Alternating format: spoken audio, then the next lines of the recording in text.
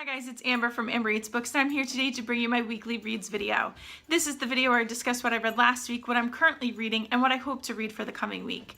I was actually able to finish 3 books this week, guys. 3 books.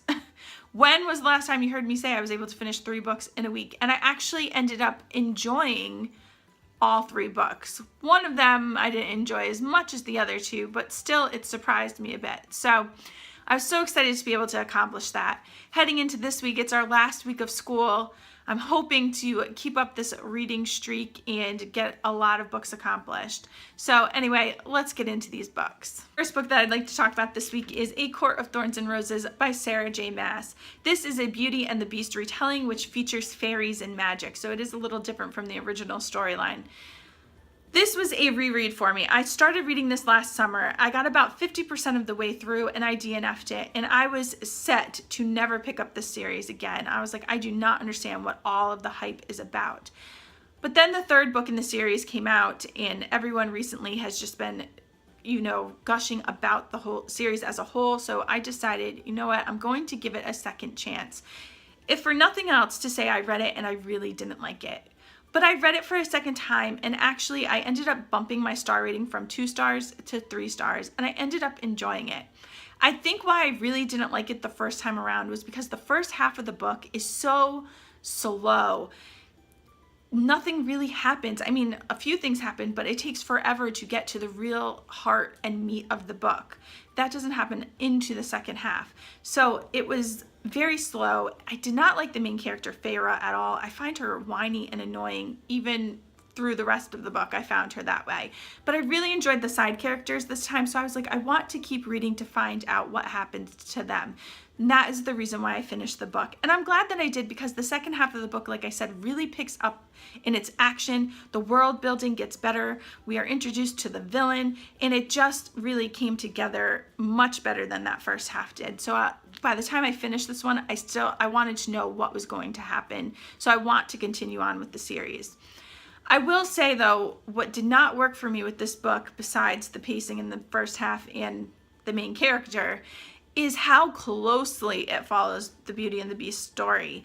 I really feel like she could have taken some more liberties of her own, but I just felt like it mirrored it so much that it kind of annoyed me. And I love retellings and I love reimaginings especially, but this one was just like so closely laced to that original story that I just did not care for it as much as I could have.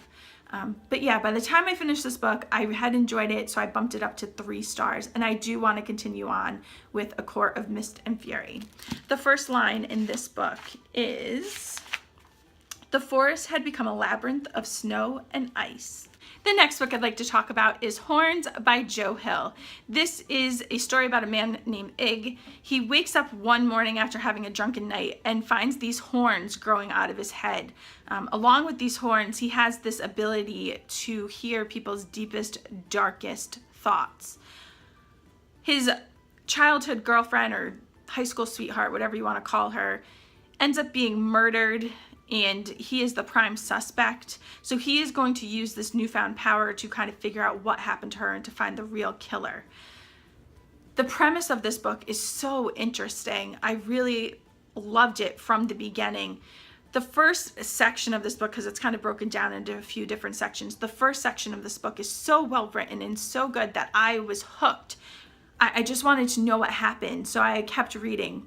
The second section of this book, however, just kind of stopped for me. Like the pace just stopped, and we had to slow down and go back and find out how he met this girl and stuff. So I felt like the first section was fantastic.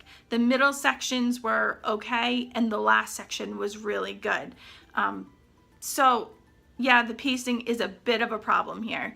However, I felt that Joe Hill's writing was fantastic. There were a few passages and a few lines where I stopped and went back and reread them. If it had not been a library book, I probably would have underlined them or something, because they were just so well put together. I feel like he left us with a lot of unanswered questions, and I feel like that was the same in the book The Fireman. I just feel like this might be an MO of his, and I'm not sure that I like it that much. I am willing to give another book a try, so if you guys have any more recommendations of his books, please let me know down below. But I like this book, I just didn't love it. So it was 3.5 stars for me. The first line in this book is, Ignatius Martin Parrish spent the night drunk and doing terrible things. The next book that I listened to this week was Brain on Fire by Susanna Cahalan. This audiobook was fantastic. The narrator was great. This is the story of Susanna and her journey through this mystery illness that she contracted. It really wreaked havoc on her life and her emotional state and her body and everything. No one knew what was happening to her. The doctors couldn't find an answer until one day, finally, they figured out what it was. It's a fantastically written book. I just loved how fast-paced it was. I got through it so quickly. But it was also a very personal book to me because last year, my oldest daughter, Kaylee, who's now 14, contracted a mystery illness of her own. It started off with migraines, nausea, vomiting. We went to her primary care physician who recommended a couple courses of treatment. We then, when she was not getting better and she was getting progressively worse, ended up visiting 3 different emergency rooms, and ultimately she was hospitalized for a week. Her symptoms progressed from the migraine, nausea, and vomiting to severe pains in her legs where she was not able to walk at all. She lost all of her mobility in her legs. Her arms started to be affected. She couldn't grab things, hold on to things. She also then, from that point, progressed to having these seizure-like moments, even though they weren't actual seizures, they were not real seizures. She would just kind of pass out and then wake back up and pass out and wake back up. And even though she'd wake up, she would be mentally fine when she woke back up.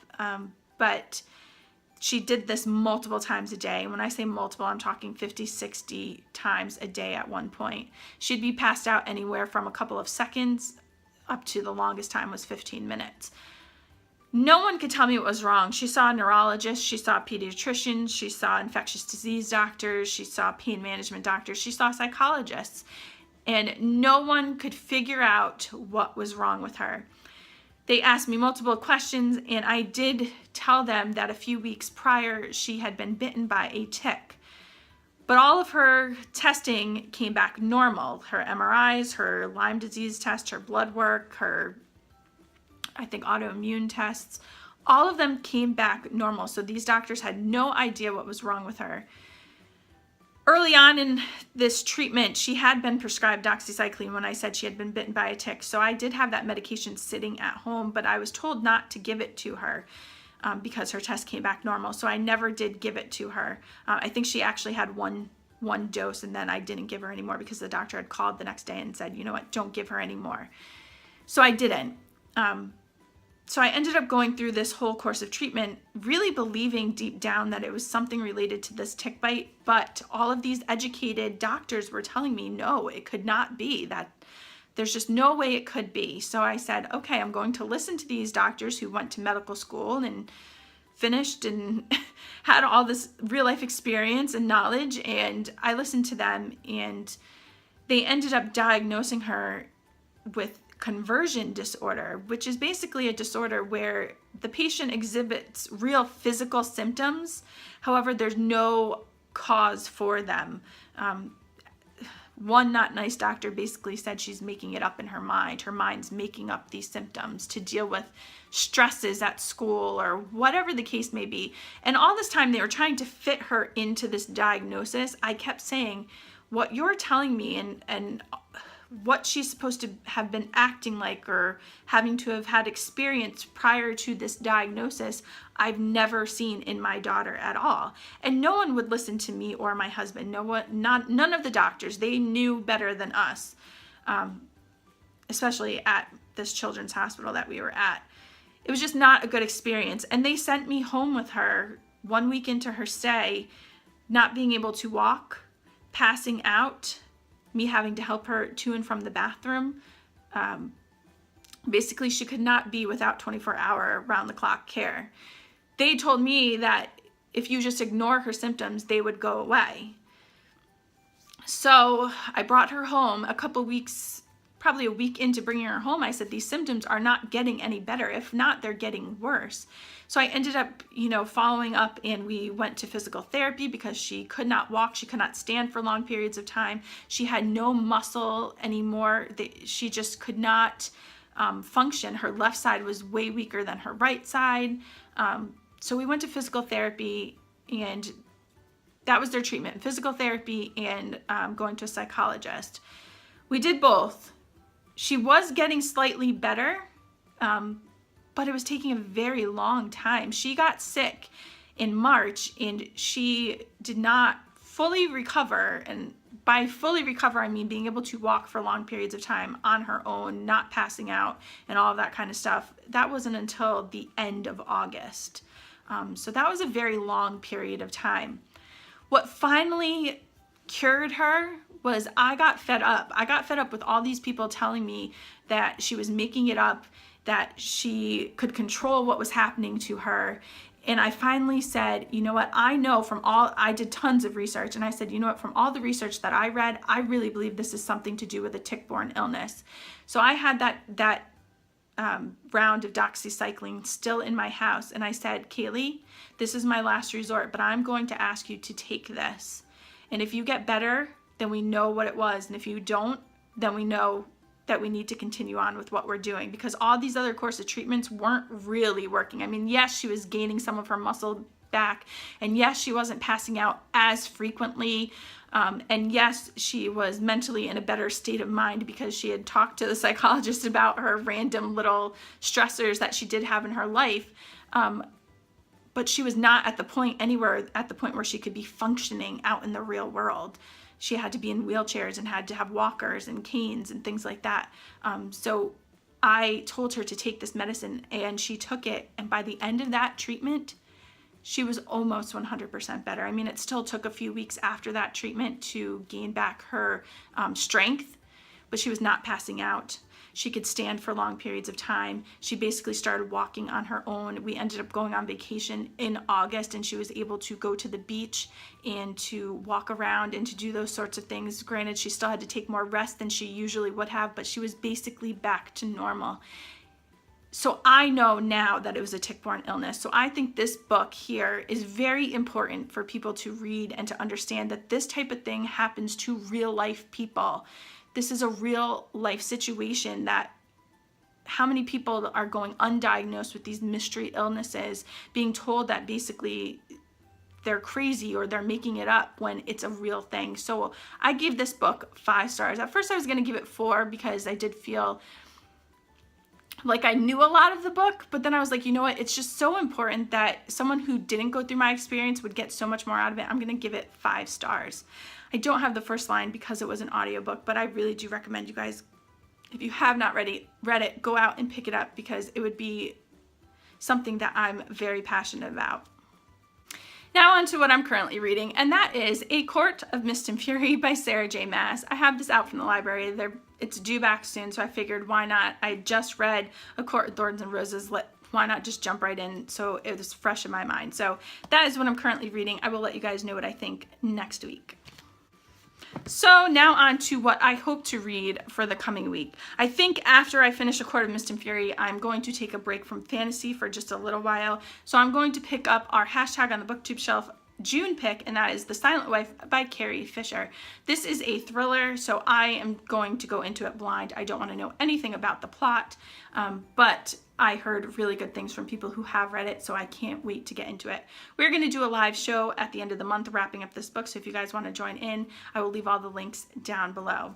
After I finish that, I'm not sure what I will be in the mood for. I have 3 library books still out, which are all pretty much fantasy books, so I don't want to pick them up if I'm not in the mood. So I may pick up one of those, but I might not. I might pick another book up off my shelf. So we will see. Tune in next week to find out.